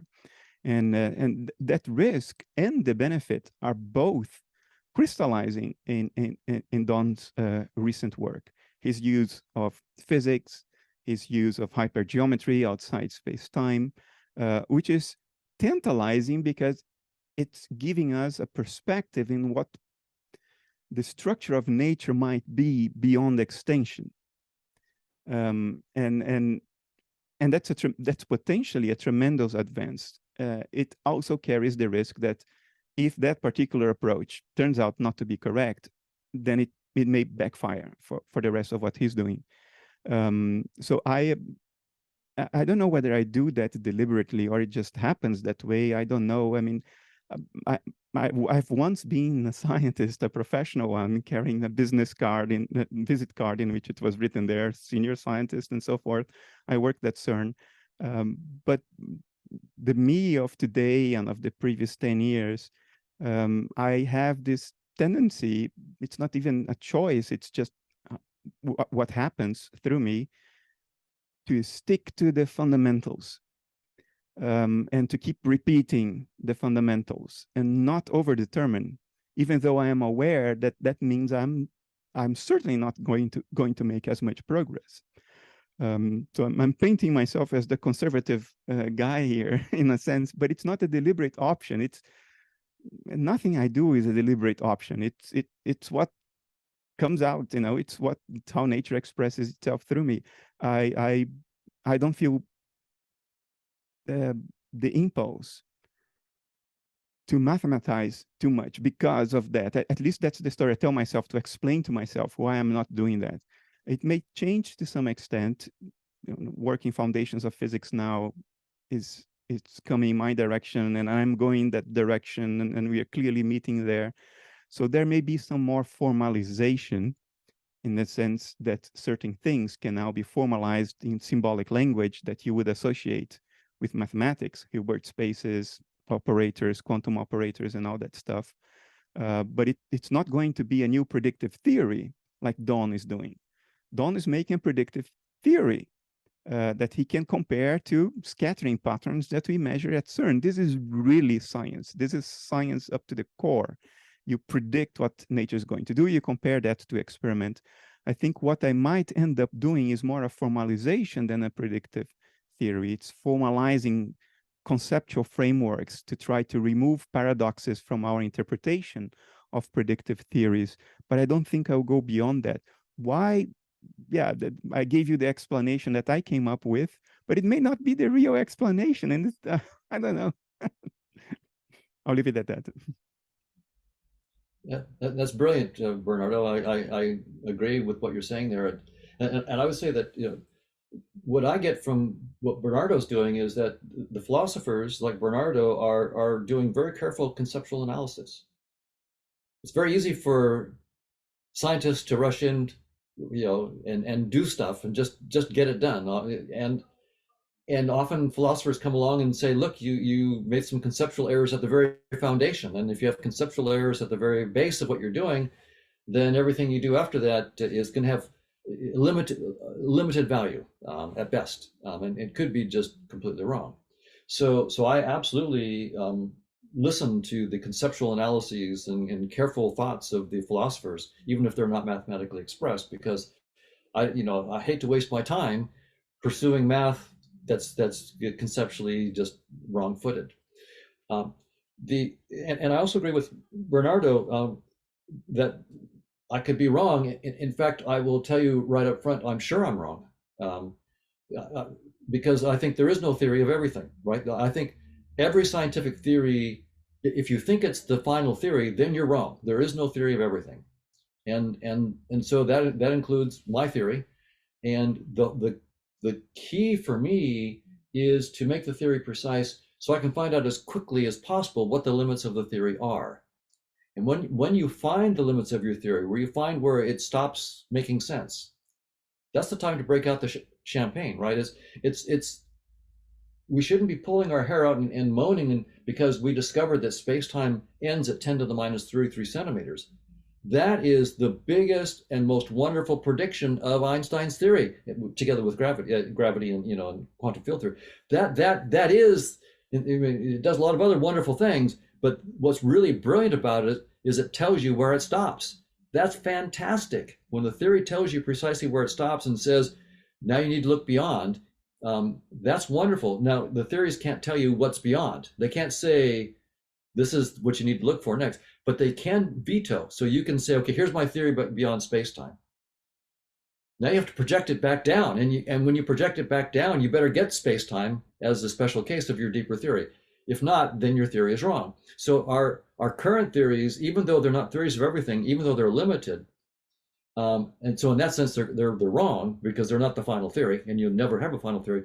They can tell us their limits. They can say you need a deeper theory, and they can veto wrong theories that are deeper. So you need deeper theory that they can veto them. If they don't veto a theory, it doesn't mean it's right. It just means that, okay, you've gone beyond the limits of this current theory to help you in your pursuit of a deeper theory.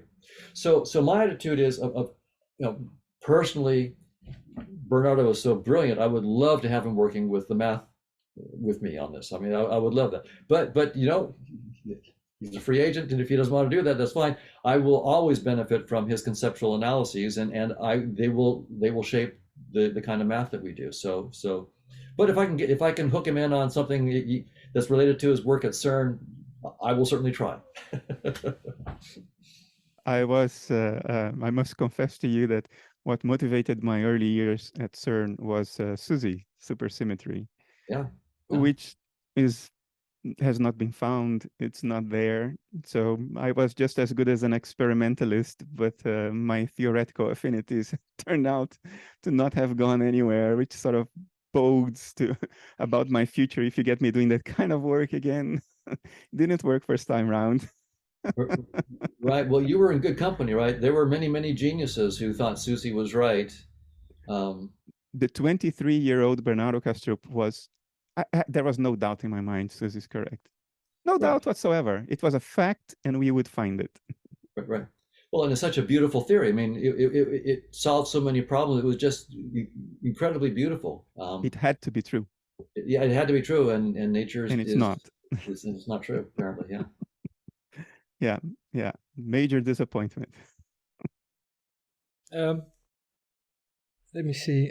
I was wondering. It seems like a super silly question on one side, but somebody told me there are no such things as silly questions. So, does consciousness evolve? And I evolve between quotes, obviously, but so I hope you understand the spirit of the question. Bernardo, do you think that consciousness can evolve? The contents of consciousness evolve, or the patterns of excitation of consciousness evolve, if we want to talk in terms of fields.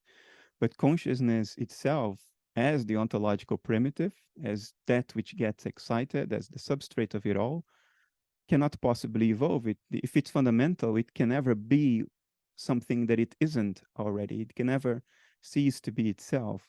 But it can behave in ways that betray a change, maybe even a monotonic change in how it perceives and understands itself. What do you mean with a monotonic change? A monotonic is when it doesn't go up and down, but it has a clear trend. Do you have an example? Well, actually, you can have a trend even if it's not monotonic. It can go up and down and still have a trend. So I meant the latter. Okay. What I mean is that it's not just bouncing around randomly and going back to its original state. It may be, to put in colloquial words, it may be accumulating insights about what's going on. And you can frame that in an evolutionary framework a la Darwin, but a mental one, in which the play of existence leads to more self-understanding on the side of whatever field of subjectivity underlies nature, in a way that is incommensurable with human thought. So we have to be careful about anthropomorphizing it. It's always the thin thread I try to navigate. I anthropomorphize enough so people have an intuition about it based on their own inner lives. But if you go too far in that direction, then you're lost. So yes, I think between everything I'm going to say now is between scare quotes. The thoughts of consciousness evolve. The intuitions of consciousness evolve. Its own self-apprehension evolves, but consciousness itself, as that which thinks, as that which intuits, as that which apprehends, doesn't. Because if it's fundamental, it is what it is and can never be anything other than what it is. It's not epiphenomenal. It's not the end result of a causal chain. It is a given of nature. So in that sense, the substrate of consciousness doesn't evolve, but its contents, or its patterns of excitation, or its inner behavior, that may very well and probably is evolving. Don, do you agree or disagree? Yeah, no, I completely agree with Bernardo on that. And so the only thing I would add is to say, well, a couple things. One is that, yeah, there is this awareness or this consciousness that without content, and that just is. And then there are the experiences that pop up and disappear. They arise and disappear. And there is just the one fundamental awareness, and it is an unlimited intelligence. So whenever we let go of our thoughts in meditation and so forth, we're not becoming dumber. We're actually tapping into a much a much deeper level of intelligence, and that's where real creativity comes from. But so that doesn't evolve. But when we take any projection, so there's this Hoffman projection into a four-dimensional space-time headset. When we take that projection, then we get the artifact of time as an artifact of that projection. And so it looks like it's evolving. And so as I, at one point I had to learn how to walk. I had to learn how to write. I had to learn how to ride a bicycle and so forth. I mean, within this projection, it's consciousness learning to do all these things. But that's just an artifact of the projection. And so what we're seeing in our life, what looks like evolution, is the one unlimited consciousness, but from a perspective in which it looks like it's evolving. And so it's hard to wrap your head around it because it transcends any concepts that you might have. But the point that spiritual traditions make is that if you let go of your concepts and just be, then you are that unlimited intelligence, and you'll know what I'm saying because you are it. So you don't know it conceptually, but you know it by being it. And so ultimately you experience both. You experience the unlimited intelligence that you are, that doesn't need any improving. And you also experience a version of yourself in a headset where you see yourself in that version evolving. But and both are true. One's true from a perspective, the other is true of you fundamentally, that you don't evolve. And I think part of what consciousness is being aware of both perspectives.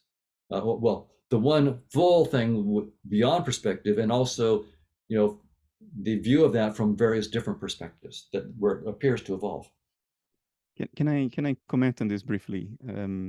Because this is rich territory, and I've struggled with this several times. I agree with what Don just said. If space and time are out of the picture, meaning time is out of the picture, then the very concept of evolution ceases to have meaning, because evolution sort of presupposes the existence of an era of time that you sort of navigate from a past to a future and changing your states in a way that is teleological in some sense. So I agree that at the bottom level, the most fundamental level of reality, there is no time, and therefore we cannot speak of evolution. The danger that I think is embedded in this understanding is that when we think of what is outside time, we think of it as static, which is a temporal concept, if you know what I mean. Right. We think of something that isn't changing in time. No, that's not what it is. It's not static. All of this is temporal stuff. So you cannot think of it in static terms, because that itself is within the headset. It's part of time. So the way when I'm pressed on this point, on this seeming contradiction, when I say I believe in an evolution, some kind of teleological process happening within consciousness, but I also think time is not fundamental, and people go and say, well, it's a contradiction. And if I say something on top of that, you understand why it's not a contradiction. My point is the following. There is something outside time, not static. Static is a temporal concept. There is something outside time that corresponds to what we call evolution in time. Now, I can't tell you what that something is, because time and space are built into my language, into my way of thinking as a monkey. So I can't tell you that. But conceptually, I think it's coherent to say that although evolution does not hold as a concept outside time, it does point at something outside time that isn't trivial. And the reason I believe that, it's because we cannot think of something outside time as static, that itself is a temporal concept. So there is space for that correspondence there in a non-trivial and meaningful way. So it would be less true than what I said for me to say, because time isn't fundamental, then nothing evolves. Right. I would be further from the truth than saying, well, there is evolution. It's not fundamental, but it does point at something. It corresponds to something outside time that I cannot word, that I cannot even reason around. I don't know whether this makes sense to you, Don. Oh, it's beautifully put, Bernardo. I agree completely. Very, very beautifully put. And I think it's not only just the time concept, but any of our concepts are limited. And so any concept that we use to describe who we really are, we're going to run into the same problem. So every word that we use, and spiritual traditions always say that the finger pointing to the moon is not the moon, the Buddhists will say. Any word that we use, time being particularly useful, interesting right now in this conversation, but any concept, you'll always have to say, take it seriously, but then also notice the limits of the concept. And the only way to really know the nature of the unbounded, unlimited, and infinite consciousness is to let go of all concepts and just be it. In the moment of being, true, the more you let go of concepts, the more you're in touch with that true unlimited intelligence. And yet, there is, for some reason, a very, very deep need to also employ these very limited concepts. And that, for me, is an interesting puzzle. Thank you. Thank you so much. It was great. Listen, guys, I understand. Bernardo, you were a little bit tired today. We've been going on for 2 hours, and we have tons and tons of questions. But I'm going to ask both of you if you can continue, or should we wrap it up? My preference would be to wrap it up now, but let's do it again. I always love talking with Bernardo, and I know his schedule is packed, so whenever his schedule lets up. But this time I will agree. Normally I'm okay to stay longer, but I had a full day of foundations of physics today, and my head is exploding. Okay, yeah, I don't wanna overburden you guys. So, can I ask you just one more question or advice, Sure. and then we wrap it up? Yeah. And I'm sorry for everybody who's listening and or messaging me like, don't forget my question. I have tons of questions, and if they're saying they'll come back. So, let me see, where was it? Yeah, this is to both of you basically. What is the advice? So, it's not an argument, but what's your advice? What advice would you give physicalists who will say, "I'll believe it when I can measure it"? And this is in regards to idealism or things that are not physical. Bernardo, I see you laughing. You can start. If you think about the psychology that motivates that question, my advice is, God help you. I don't want to come across as cynical, but you see, there is already so much metaphysical prejudice built into the notion that something is real only when you measure it through instrumentation. It already ignores everything that is the given of nature, which is our inner lives. It ignores the fact that even when we are deluded, a delusion is not nothing. It's an event in nature. And that's why we have a word for it. It could be the case that you are not deluded. So the fact that you are deluded, that's a natural phenomenon. That is a delusion. It only means that it doesn't correspond to external states of affairs, but it is a phenomenon that has emerged in nature. A mind has been deluded. So would you then say that delusions don't exist until I can measure them with, I don't know, a photon counter or a photon multiplier? No, of course not. So, I'm not good at giving advice because they don't really work, right? I mean, if preaching and advice helped, 2,000 years of Christianity would have brought us to a place where the shit that's happening now wouldn't be happening, between two Orthodox countries. So, each one of us, we are where we are in the journey of life. All I can say is that life has a way of cracking us, of defeating us, especially when we sort of congeal around a fixed position and we defend that. Life has a way of coming with a sledgehammer over your head and boing, and you have to start over again. And that's a good thing. It hurts a lot, but ultimately it's a good thing. So yeah, we are where we are, and those hammers come every now and then. Let them come, and then we will see. What I consider to be my way of helping is not to use the sledgehammer or give advice.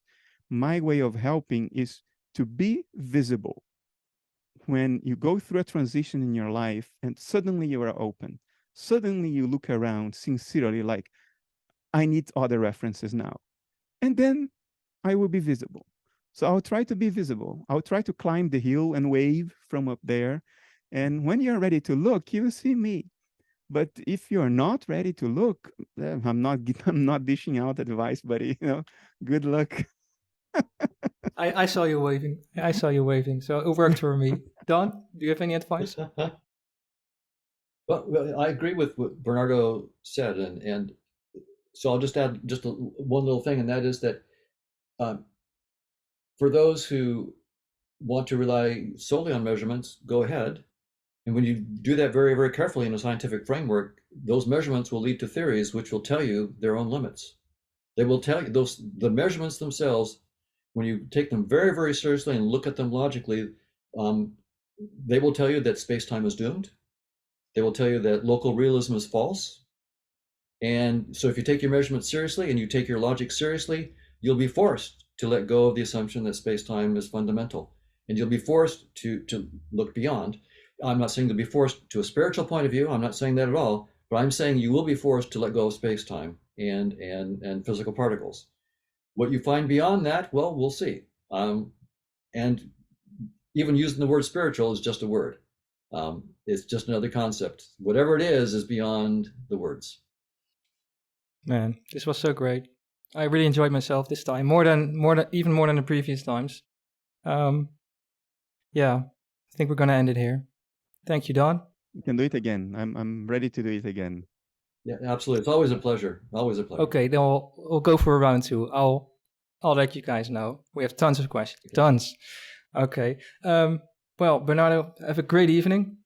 Don, thank you, sir. Have a great day, and see you next time. Okay. Thanks, guys. All right. Thank you very much. Take care. Bye bye. Take care. Bye now. Bye-bye.